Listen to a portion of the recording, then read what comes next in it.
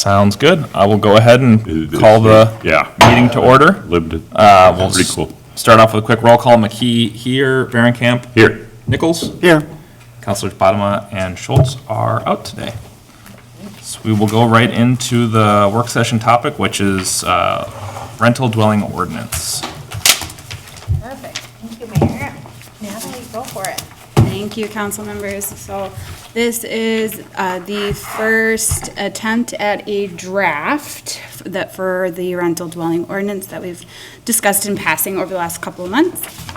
Just for some background, what I've heard from council is we would like to establish a rental dwelling ordinance, and there were some concerns that kind of shaped how we might do that, including the phenomenon of corporate entities buying up large amounts of housing to convert them to rental properties, potential for new neighborhoods developed with homeownership in mind to be converted into primary rental neighborhoods, and the importance of an exemption for property owners who rent property to family members. So I looked at several model rental ordinances.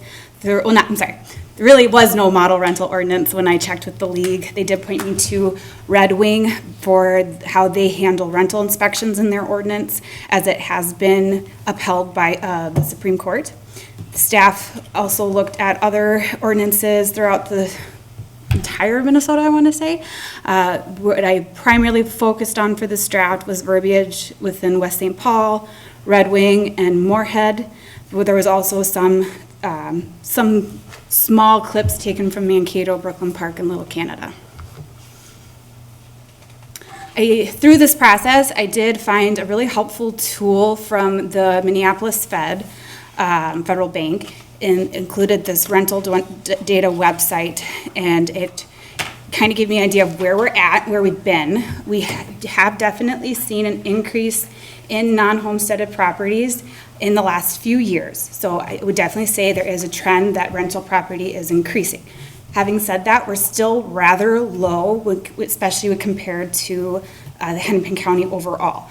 About 6% of our properties are non-homesteaded, and that doesn't necessarily mean they're being rented to someone other than a family member. So it could mean that where they're renting to a family member, it could mean that it's a property that was bought by an entity with the idea that they're going to flip the house. So it's not necessarily that those are rental properties.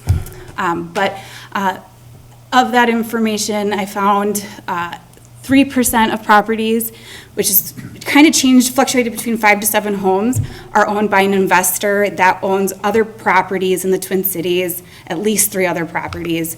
And then a true investor that owns over 100 properties throughout the Twin Cities, we seem to have 1 property. Couldn't tell you what property it is, but there's apparently data to show that, according to this tool. So I found it helpful. I also did look at Airbnb, VRBO, I don't know how to say that one. Verbo, okay, thank you. I wasn't sure if you said it or.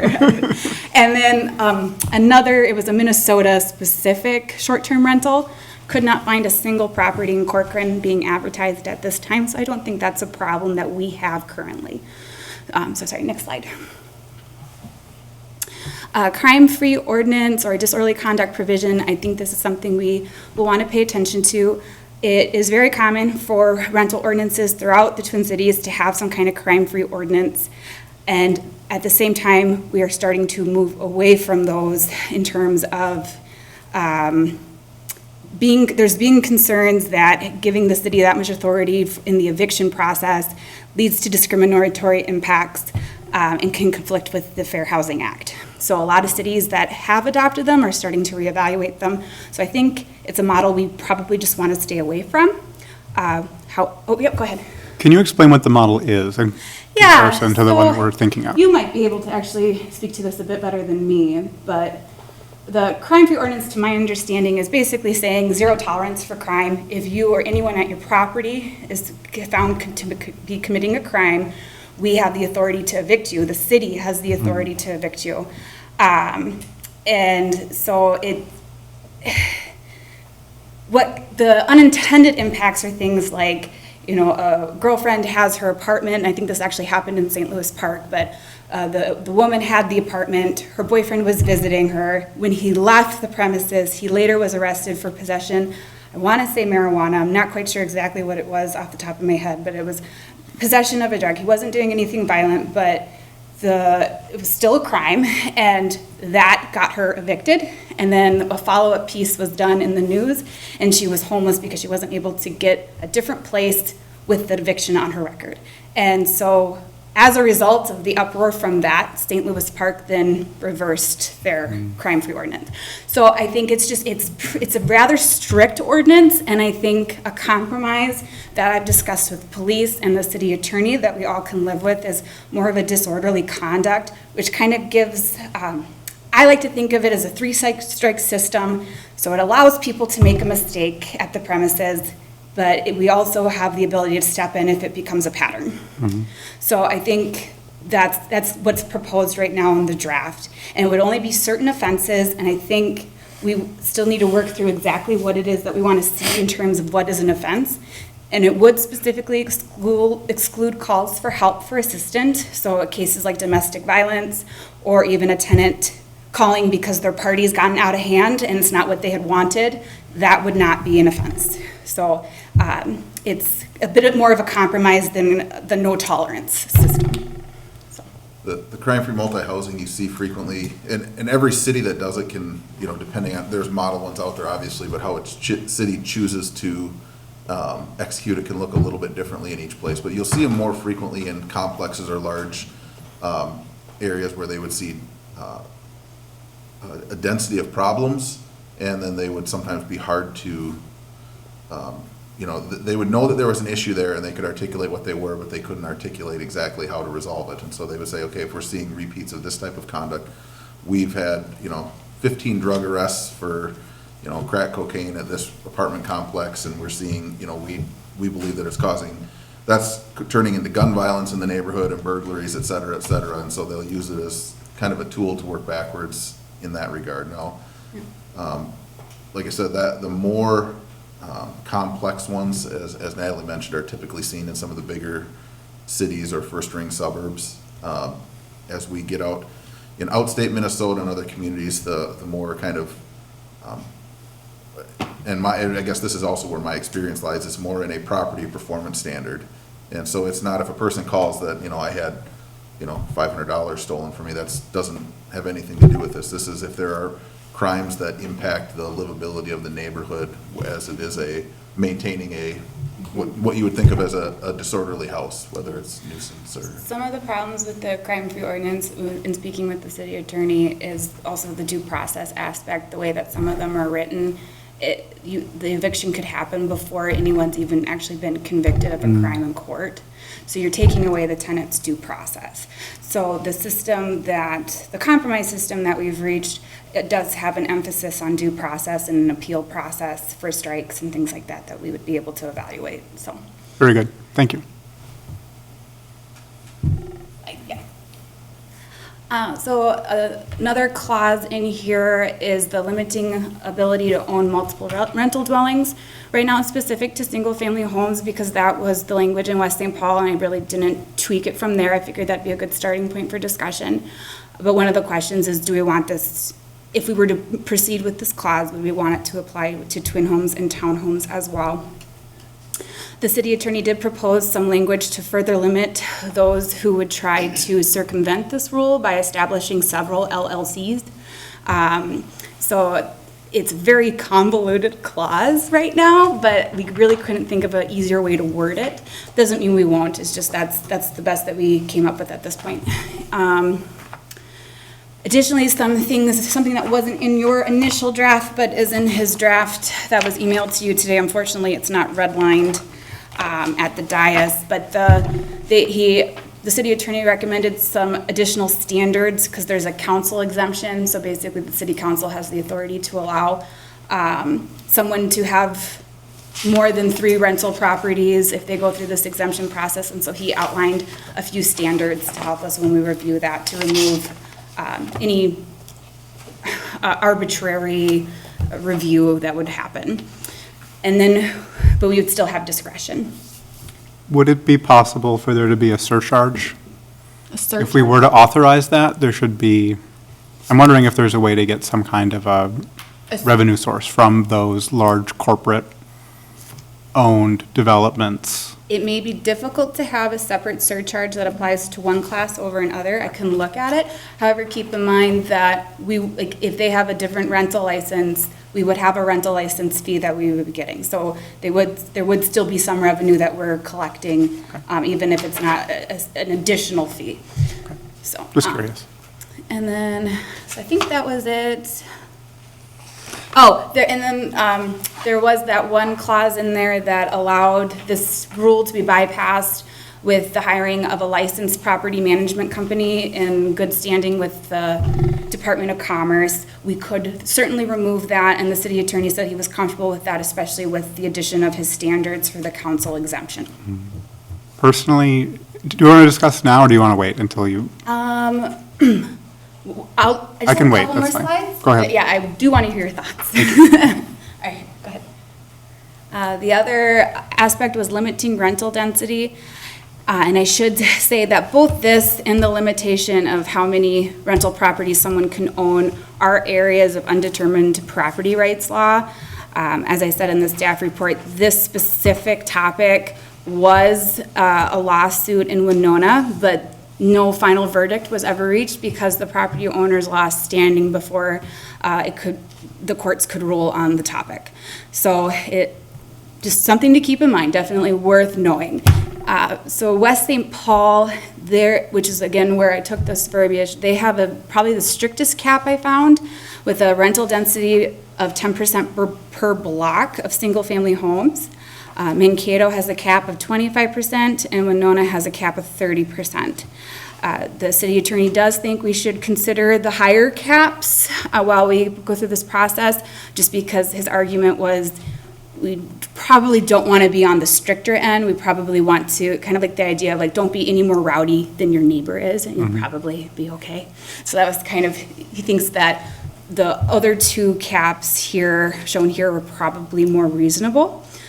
Proposed language in the draft, again, starts at the 10%, and we can discuss that further.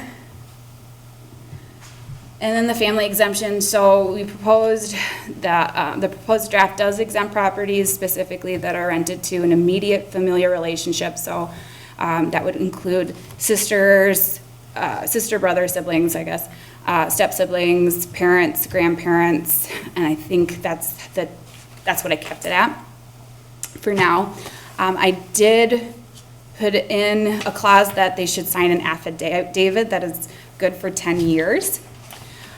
However, while I put that in, at the same time, there are other areas in our code where we allow things to be bypassed with an affidavit, and I have several concerns with that because we will hear their plans and then they find out that they can sign an affidavit saying that, we'll hear their plans for their accessory structure to be used for their RV and boat and things like that. And then they find out there's an exemption process for agricultural buildings, and then all of a sudden it's an agricultural building. And the city staff has very little teeth to stand on, so I do think it'd be worth clearly outlining a penalty if it's determined later that they are not renting to a family member, as they said. And then additionally, I put this on the wrong slide, I'm sorry. This was the last slide, so I'll add this real quickly. Slide after that. No, I know, but this was for the density rental, and for some reason, I apologize, but we can add it to I'll just bring it up first on the next slide. So for outstanding issues, for the rental density piece, I think we would need to purchase some kind of in-house mapping software for that to be realistic.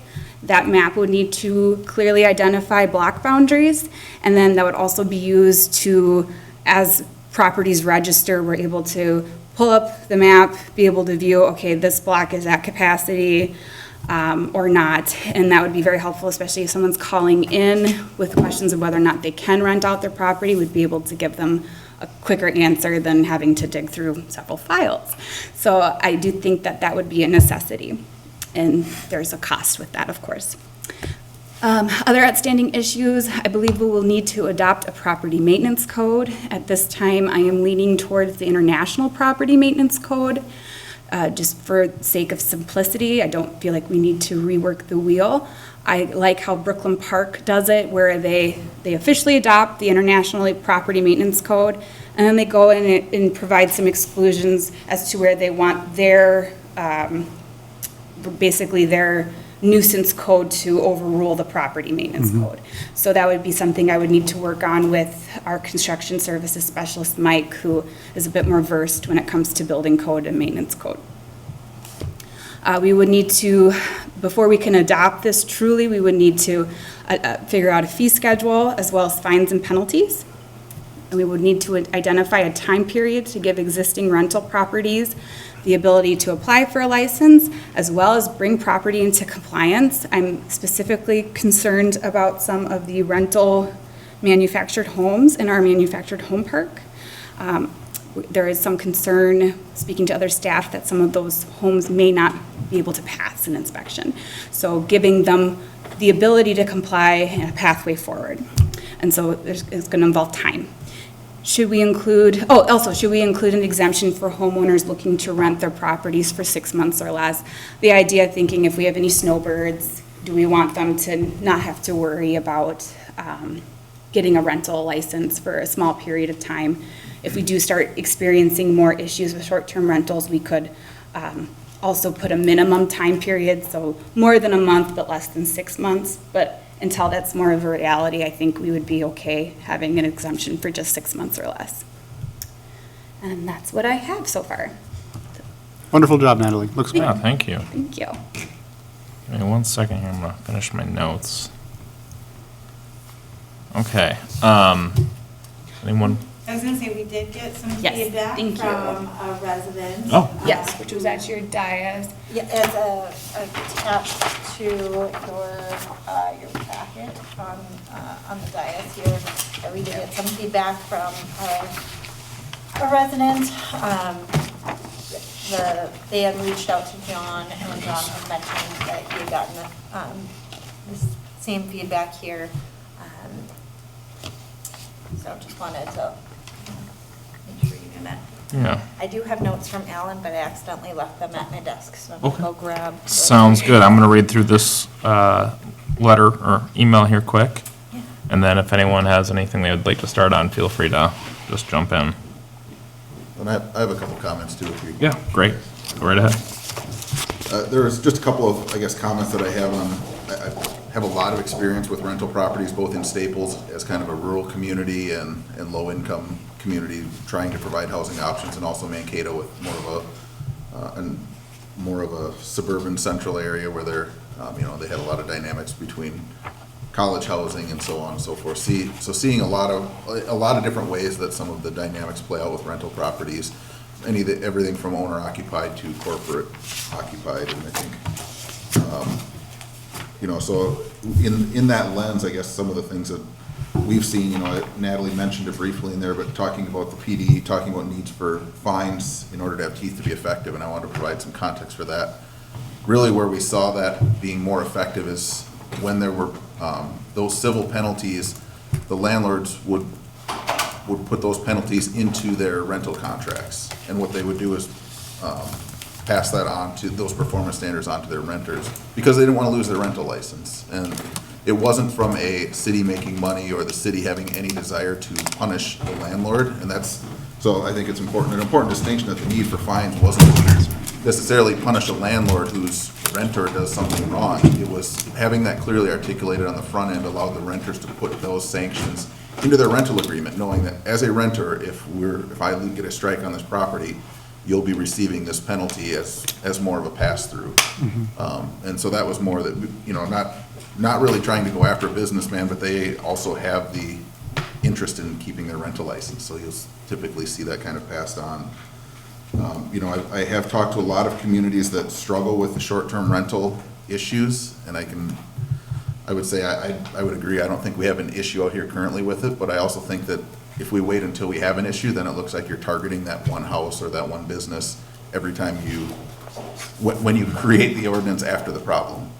Yeah. So I think even if I think there's probably an element of, it's not something we need to go crazy on, it's not something that's overwhelming us, but by having it in place before it starts, It doesn't look like we're specifically targeting a startup business or somebody who does a barn rental or, you know, some of the, we have some really great creative residents that, you know, could have some great ideas. I think another thing that I saw frequently was, I know that Natalie's language, a lot of the model ordinances have 3 unrelated.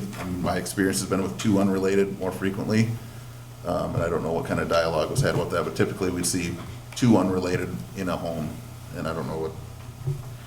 2 unrelated It's more like a 2-strike versus 3. 2 unrelated adults, so if you had, Oh, sorry. you know, if you had cohabitating individuals with children, that's perfectly fine. If it was, you know, somebody owned a house and their significant other moved in, obviously there's only still 1 unrelated person, so I think that what we'd see typically is a lot of times it would be, one person would move into a house and then they would rent it out to 2 friends, and some of those would kind of turn into frat house type scenarios.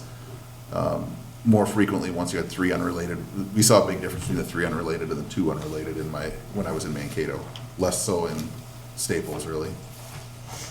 So, that was just some of the things that I've seen, and like I said, I think we really want to focus, at least from the police department end of it, as far as property performance, and we deal with a lot of quality of life calls from neighborhoods and communities, and we want to make sure that we have, that we can obviously protect the residents' rights, but also the neighborhood's rights as well, that it's really hard to hold somebody accountable because it ends up being kind of not my problem. If the renter moves in, they say it's not my problem that the lawn isn't mowed or whatever else is happening, and then sometimes often the landlord will say, well, that's my renter, that's not my fault. And I think by articulating where the buck stops in the process, and the clearer the city isn't necessarily viewed as mean to the property owners. In fact, the clearer it is for them, the clearer they can be in their expectations and their rental agreements, I think, is what I found. It helps them avoid having to be the one playing the bad guy versus their renters. They can explain where the requirement comes from, and the consequence is more straightforward. I would agree.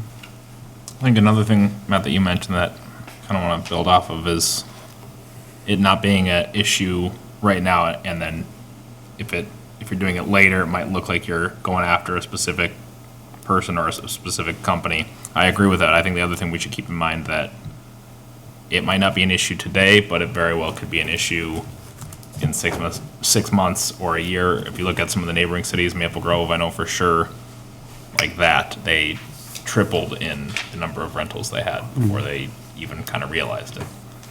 So it can happen quick, and with what's going on in the housing market and kind of the uncertainty, I think we should be prepared to have something in place. I don't think we need to rush, kind of like everyone said, but I think we shouldn't kind of lollygag on it either. So. Yeah, when you look at there are a couple articles that have circulated from staff to council. And there's definitely an upswing nationally in developers building to rent and doing whole developments that will become rentals.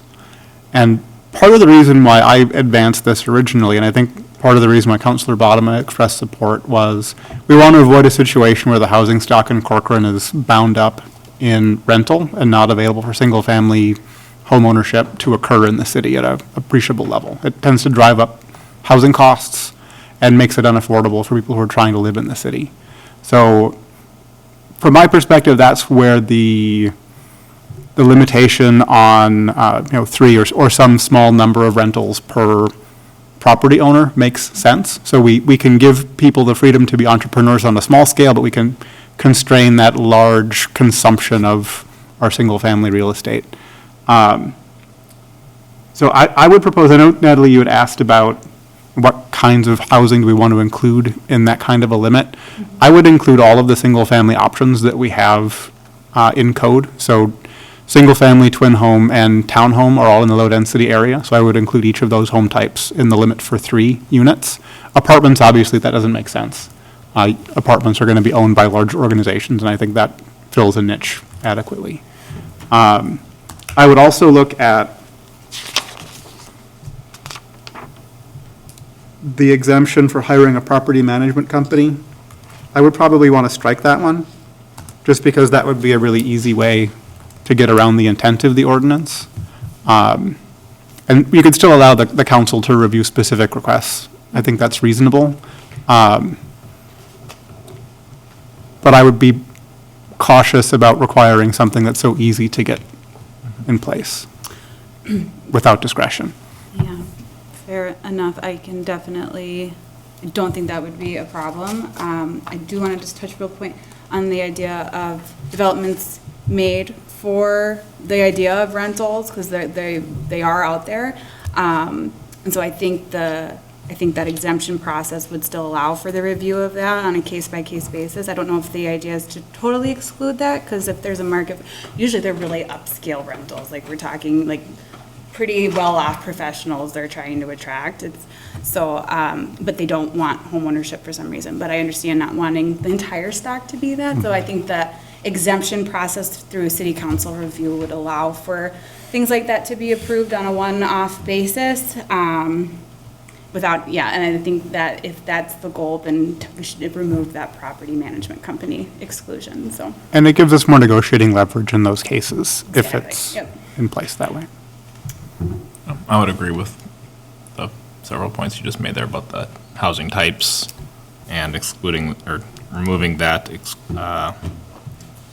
property management company exclusion. And did you make one other point? I remember I agreed with what you said, but I don't remember which one it was. Was it allowing it for apartments to be more? than- Yeah, maybe that was Maybe more it, yeah. lenient for apartments, yeah. Yeah, just kind think that of makes be hard to not. I think if we're gonna do this, yeah. we would still want them to be licensed and go Right. through inspection process.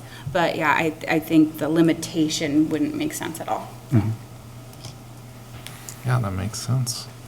Dean, did you have any? I wanted to just take a minute, I don't know if we did, but the person that gave us that email here, I want to thank them. Those are all legit concerns and such, and I'm worried about the amount of staff time it's taking to put this together.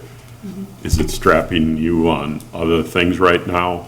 I mean, you can manage your time well enough to, I will always do what needs to get done. I know you will, I just, But yes, it does take a lot of time, and when I'm focusing my efforts on code updates like this, unfortunately, that means less money can go towards revenue things, Yeah. so I have to give Kendra, we need. not that it's a bad thing, but We I need have help. to give Kendra some Yep. of the other things where we have an escrow, because we don't have an escrow to pull from this.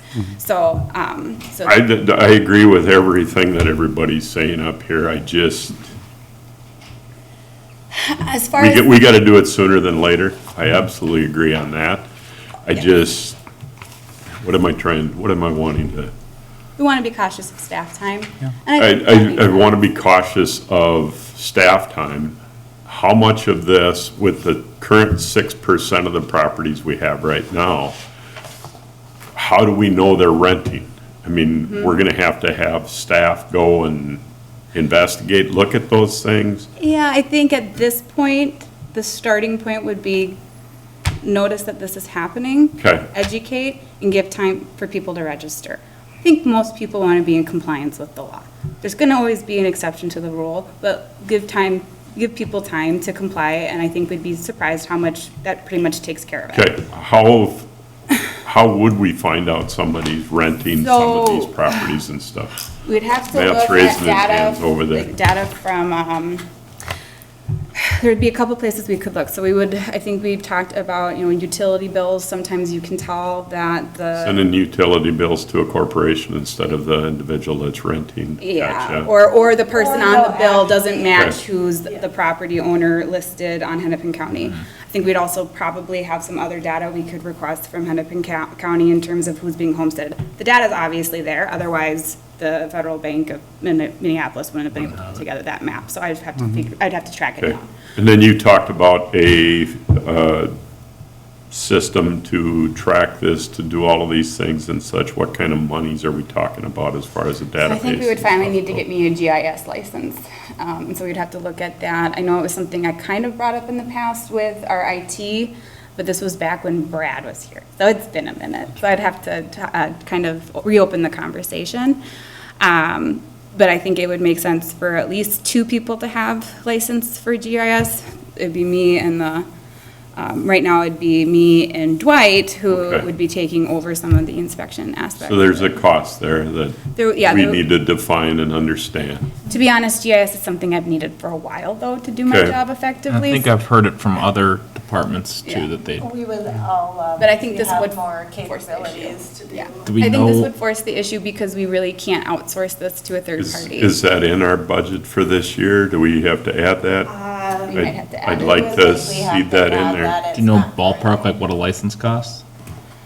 I really don't. I want here. I can try to look it up real quick. I want to give every tool possible so we don't need,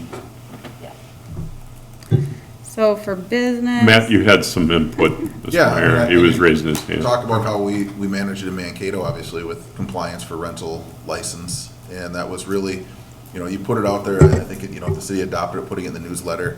You look for anomalies that relate to billing, but, it's, as this would say, it's not, it's okay if a property owner and the utilities in someone else's name, because you can have two unrelated people living there. It might be asking a question, but I think it's really referred to the city, like the enforcement division of this, whether that's with code enforcement, depending on the topic, but it would be, so if law enforcement, for instance, had contact there and went in and we identified 3 people who were unrelated, or we find out through the course of it, then we would forward that information on to the Okay. rental division. And so it's really when you become aware of it through your official course of business, I wouldn't foresee a scenario where we would even want to go knocking door to door or anything I'm like that. I'm asking very vague questions just because and such, so. And then lastly, I'll be quiet for a while. Well, I gotta Counselor think of it. Varenkamp, I did the concern of staff time, while valid. I do want to point out that ideally we're setting the rental license fee to cover the cost of staff time for administration and those. initial Understood all of that inspections. stuff, yeah. Yeah, so I think that right now, the staff time, It's putting the information right, together. right. Yeah. But I think eventually there would be some revenue. And I think also, I think we've all kind of hinted at it. Right now, there's only 117 properties this potentially applies to, and maybe, let's say, half of those are to family members. So let's assume there's 50 rental properties.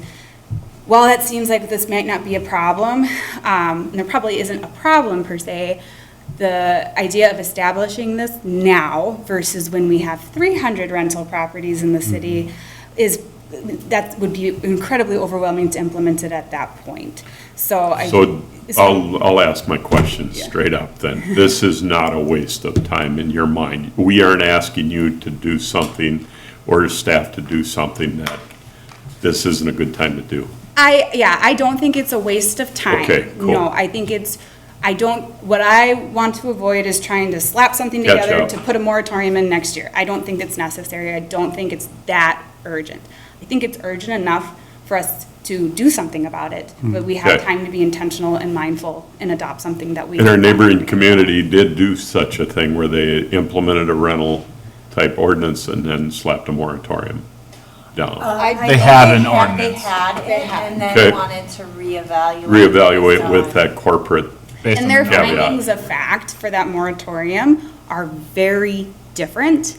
So I don't know if we have the findings of fact to do something Okay. similar, because we don't have the prevalence, like they have a much higher percentage of rental homes. Yep. And then the explosion that they've seen in the last year, like they had clear data and numbers to support that, and we want to do the same, but we don't have it to support something like that.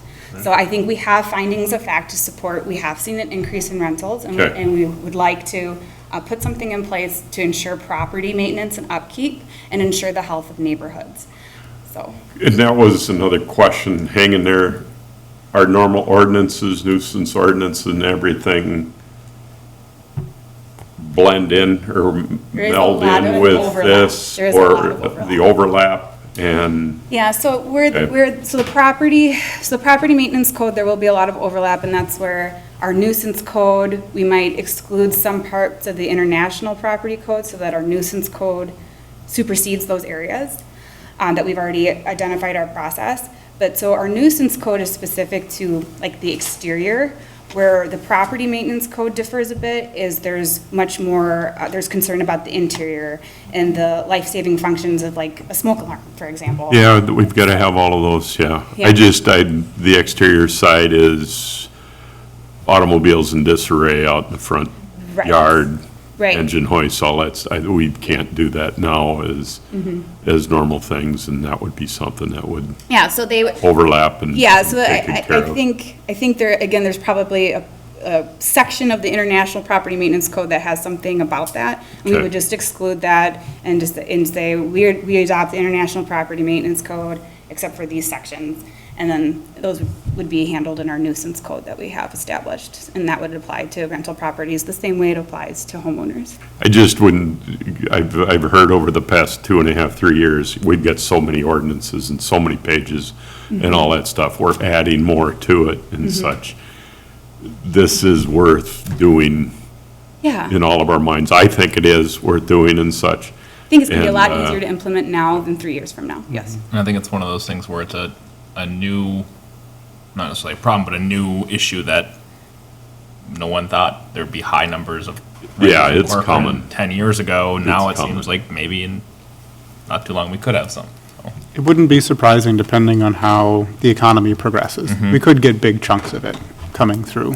right. If developers get into trouble and have to sell large numbers of lots quickly, Yep. you could see, Yeah, Definitely. thank you.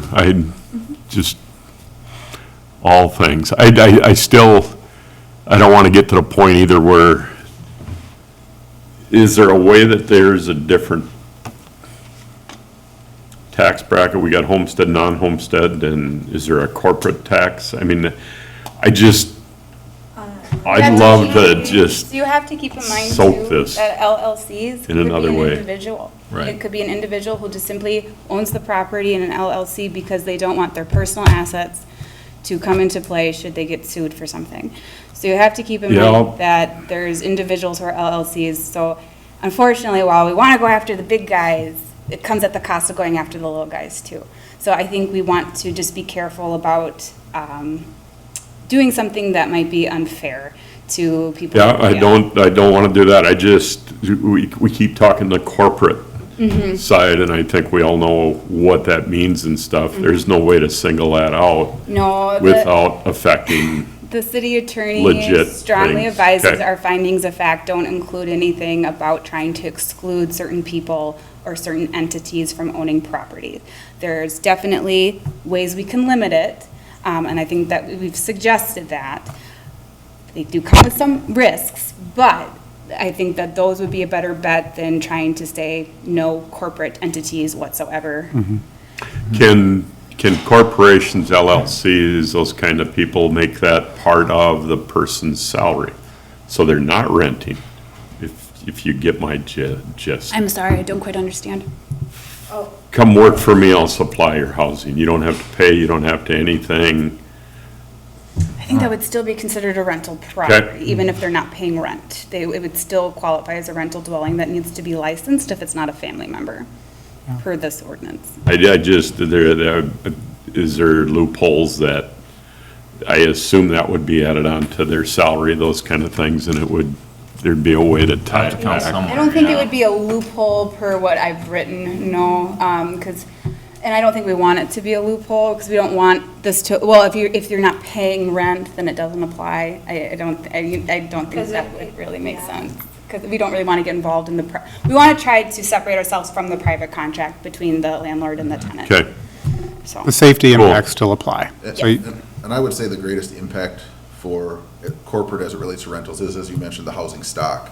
When it comes to property performance, my experience really has been, the greatest issues that communities have had with property performance are the people that own that 5 to 10 to 15 properties that are a local owner that then, a lot of people say, the local slumlord is somebody that, has the negative connotation, but a lot of our dealings with corporate properties, especially when they have rental licenses on the line, they maintain a pretty clean property Okay. typically. They have the financial backing that they have, they've typically contracted with a lawn service.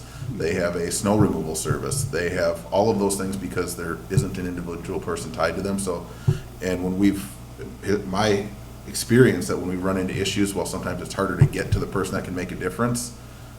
They aren't coming, they aren't coming before the council saying, I don't have money to side the house, or I don't have money to maintain this, and I'm gonna lose my property license, lose my, and so typically the ones that communities, in my experience, struggle the most with are the people that have the 3 to 5 to 10 rentals, and then you have other financial implications or market downturn. That seems to be where for me, the greatest pinch point is, and I'm sure that you guys have different experience as well. but- Yeah, I think corporate entities are not necessarily the bad guy. And I don't think individual property owners either. I think it's just trying to find that balance between what it is we want for our community while also trying to honor property rights at the same time. Okay. Good answer, thank you. You had asked about time to bring a property into compliance as one of the questions. It seems like a year is reasonable to me. What does staff and the other counselors feel about that? I think it depends on the violation, is how we typically look at it. What kind of things would be in the compliance? I mean, Exposed wiring, lack of a egress window. I think anything determined to be a life-saving issue or Would like, need to be would need to be quickly. addressed sooner, but then maybe some other smaller things, we could give them time so that that can help them prioritize.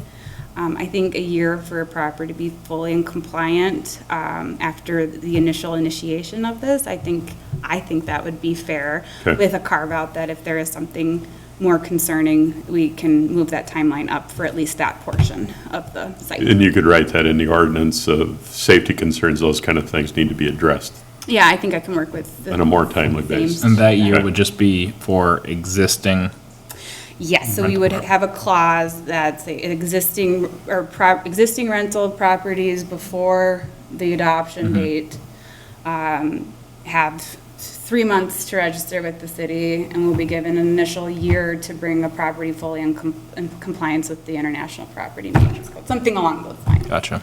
Yeah, I'd be fine with a year. With that caveat, Yeah. safety is Yep. of the utmost. Yeah. What would a short-term rental, Matt, you were mentioning some concern about short-term rental and how that could expand over time. What would that control look like? They would have to have a license to do an Airbnb kind of a system? Typically, they're a different type of license in my experience, and Natalie's probably seen some other models, and I think you're looking at two different items. So one of the things, like Natalie mentioned, if you have a snowbird that's gone for 6 months, I would say that it's probably reasonable if they're going to rent to an unrelated party, and the way I've seen it, if they're related, then a rental license isn't necessary, and typically there's not action needed from a city, so that's kind of a hands-off scenario. But if they're renting to an unrelated, then I think, smoke detectors and some of the basic safety things are probably relevant to have in place. And one of the things I would say when it comes to occupancy and eviction processes, and if you say something is 3 months, it's going to be 9 months or a year. I mean, everything moves so slowly, whether you're Yeah. talking about an eviction process. I mean, somebody comes home from being a snowbird and they need to evict somebody that's living there. Well,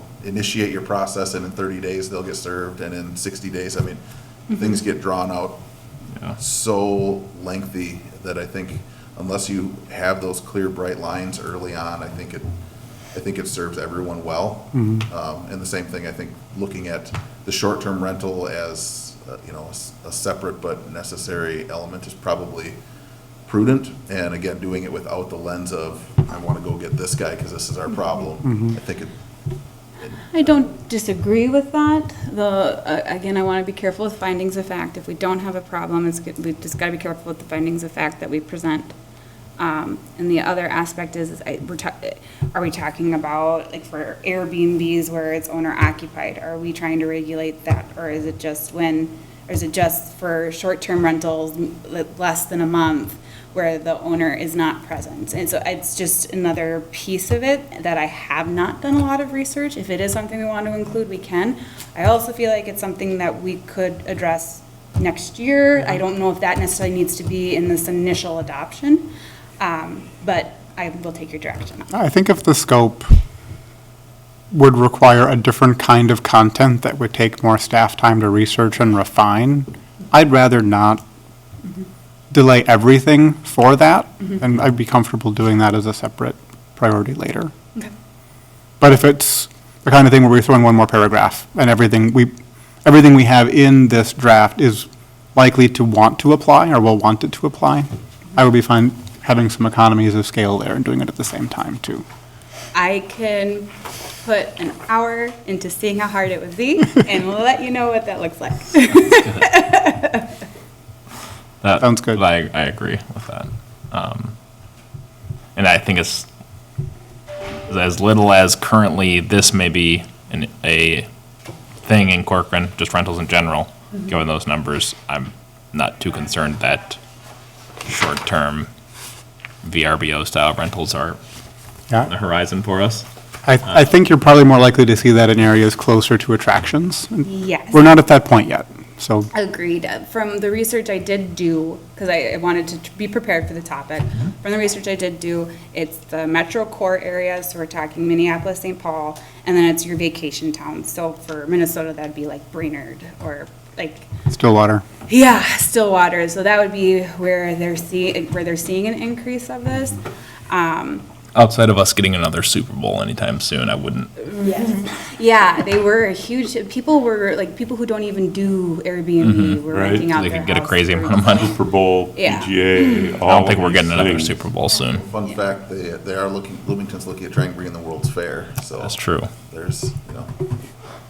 I think what we have going for us in some sense is we're not on a direct, like, bus or train into the core. Yeah. And so that, you have to have a car, and I think people who are visiting aren't they're trying to be closer to, like you said, the attractions, or they're trying to be close to Bloomington might be beneficial because you're right there by the light rail, so you can hop and go downtown. We don't have that connection to downtown, so I think we have a bit, again, it's not that it won't happen, I just think we have time before that is knocking on our doorstep. Put those things on the shelf and make sure we're ready when it comes. Yeah. If it ever Yeah, comes. I think it's worth a discussion, I don't know that it needs to be right this second. Yeah. I agree. Makes sense. So Alan's comment, or he wanted to just understand the three persons in the To be honest, I think it was using family a definition, and was just curious whether or not it was intended to be three persons or if it should have been. So to be honest, I think I took the definitions out of a combination of Red Wing and West St. Paul. I don't know if that's necessarily even something really we want to regulate. I think this is more for cities that establish an occupancy limit, and I don't think that was really something that we were concerned about. Where you see this a lot is in areas of overcrowding. So again, like Minneapolis, they have an occupancy limit, and they keep it at, the city attorney did say that this definition is taken straight out of HUD's definition of family. So, that there's a reason for why it's the three unrelated, but I think it's applied more, in cities with a big density, and I don't think that we have that. So we probably could get away with that. I think I had just included it, because I was Frankensteining some codes together, so. Is that used as part of the definition though of what constitutes a rental property though, right? Isn't that why it No, matters? so what constitute a rental property, rental dwelling, any dwelling used for residential occupancy by one or more persons who are not the owner or a member of the owner's family.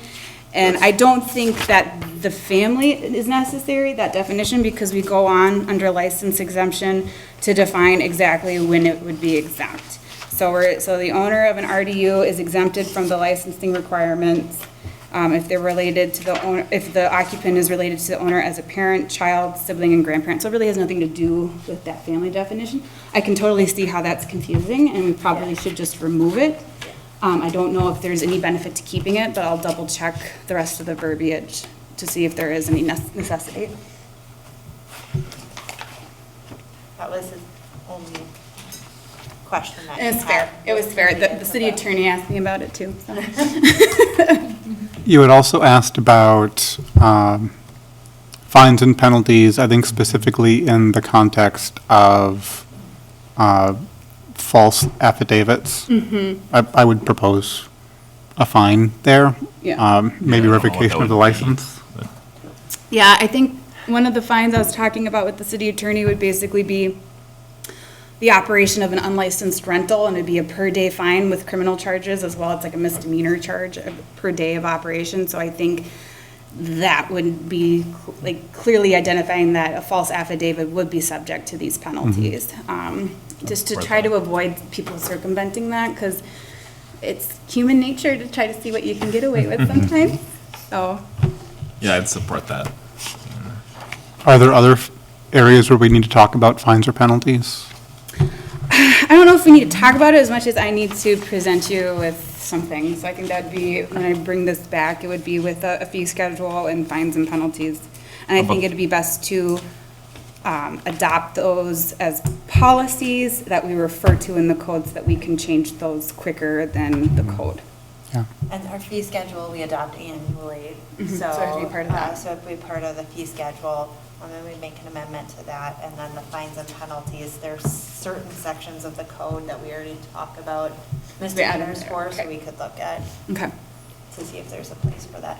And then, Counselor Fahrenkamp, you had asked a question, and we talked a bit about staff time and the rental fee. I just want to be clear that the rental fee will cover a portion of staff time, not necessarily an entire staff member's fee. It's true, but it So should just a- offset some of it. Yep. Yeah. Just to be very. No, I clear did- that It was going to cover a good chunk of part of what. If you sit here and run the numbers, if we've got 100 and some, and what would a license be, a rental license But, be? yeah, for properties that a year? require multiple inspections, usually the rental license fee, the initial fee covers Is one more or two than- inspections, okay. but then there's a separate fee for additional. Each additional one, inspections. got it.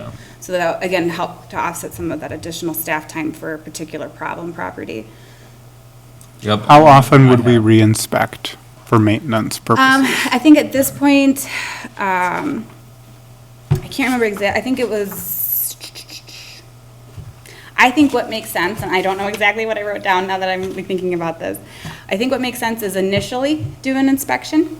Once it's up to compliance, then Brooklyn Park does a 3-year rotation. So Oh, every okay. 3 years, they, like, there's, this portion of the city is inspected this year, this portion, like, and then same with the apartment buildings, they go on a 3-year rotation once it's established. Or when we receive a complaint, and then that justifies an inspection, yeah. That sounds good.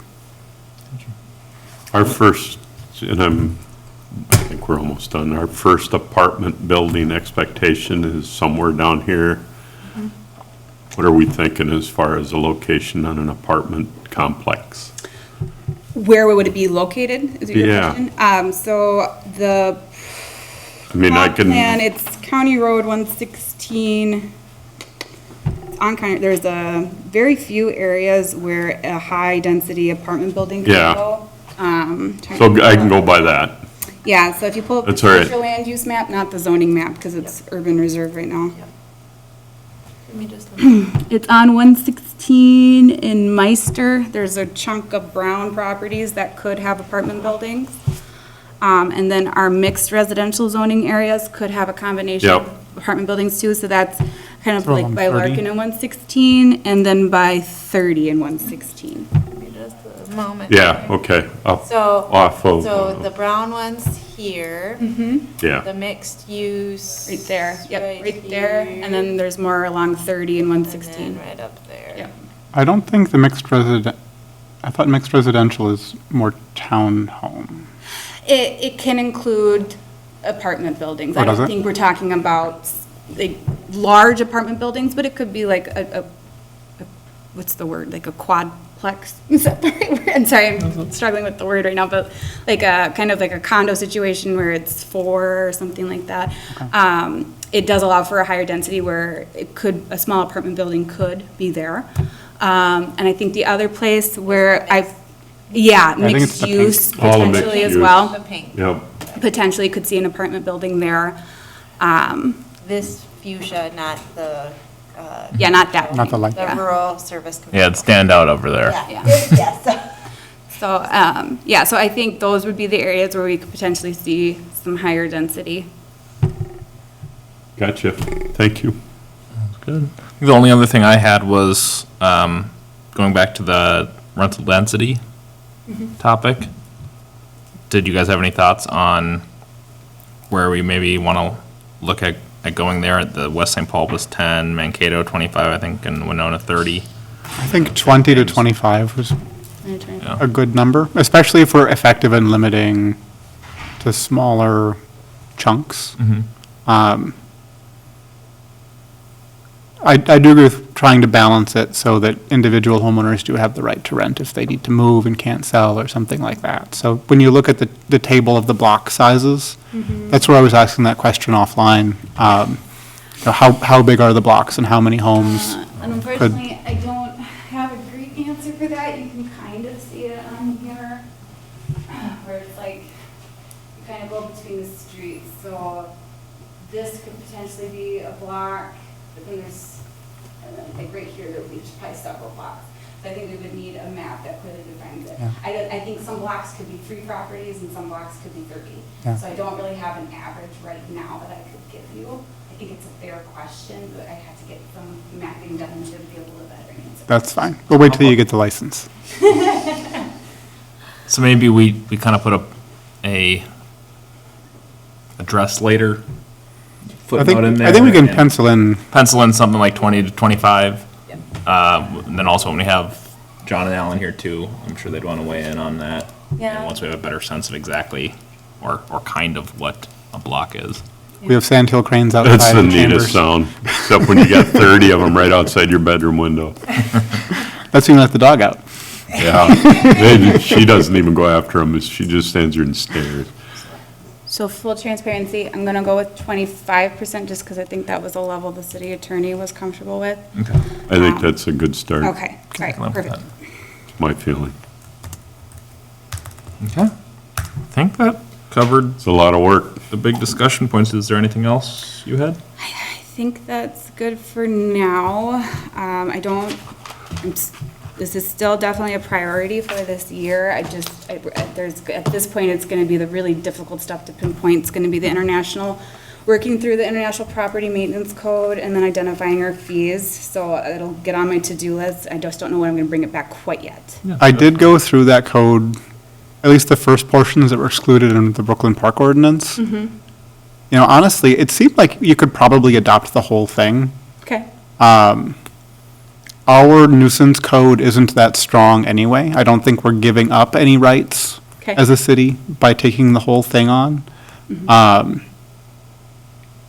And honestly, maybe at some point, we would want to broaden some of the nuisance ordinances that we have a little bit. Well, we might even find that it's duplicative and we only need our International Property Maintenance Code, and that's what we base our code enforcement on too.